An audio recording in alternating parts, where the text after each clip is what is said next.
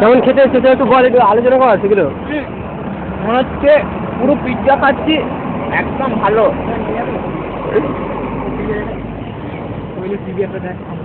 সামনে যে দূরে যান আর কি।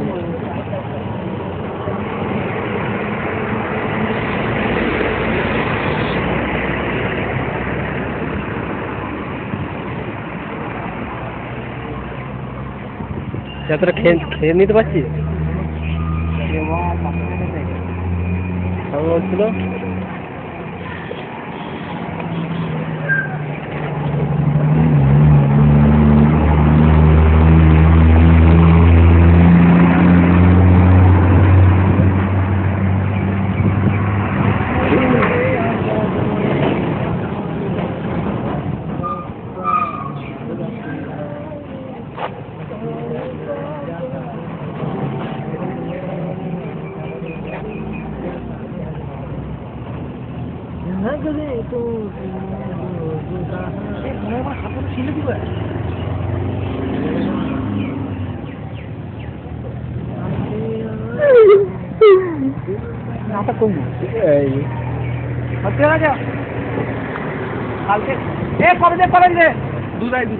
দুটাই দিয়ে চলে আসবে।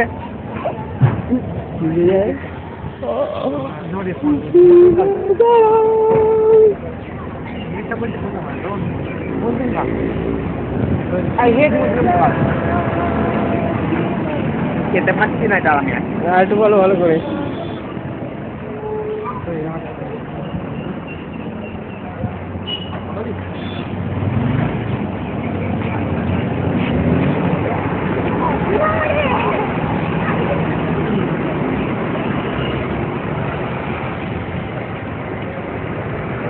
পটাবো গরু খায়, ওই জন্যই পটাবো। তোর দ্বারা কিছু হবে না, আমি দেখে নিয়েছি তোর ক্ষমতা কত। যাইছি না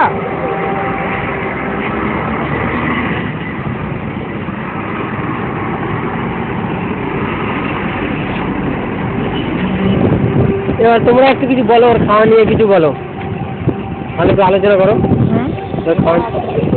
খাওয়াগুলো নিয়ে একটু আলোচনা। আমার মনে হয় ও যেটা খায় সেটা ভিটামিন সি মানুষের খাওয়ার বাইরে।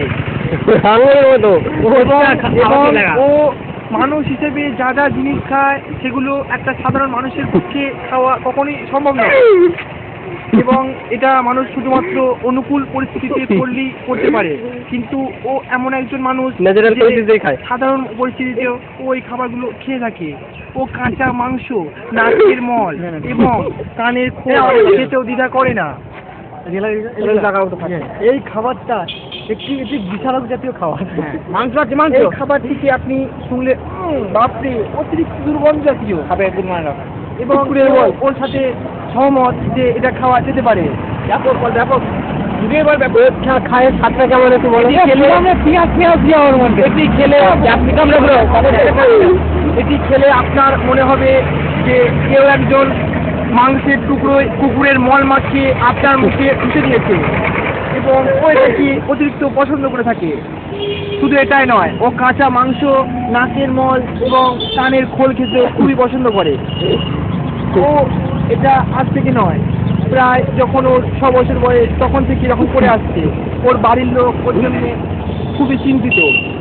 ওর এই কাঁচা মাংস খাওয়ার ব্যাপারে আমরা ডক্টর স্টিফেন হোডোকে আজকে ডেকে নিয়ে এসেছি।